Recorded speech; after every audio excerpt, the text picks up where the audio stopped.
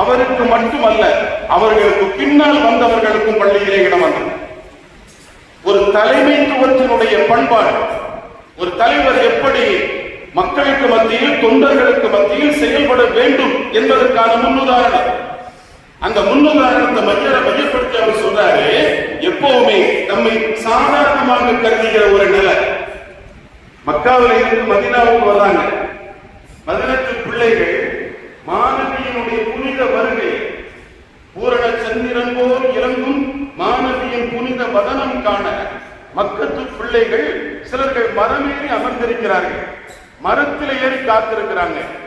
எந்த மரமும் முறியல. மரத்தில் ஏறி உட்கார்ந்து இருக்கிறாங்க. எந்த மரமும் முறியல. வீடுகளுக்கு மேல நிற்கிறாங்க. எந்த சீட்டுகளும் விழல.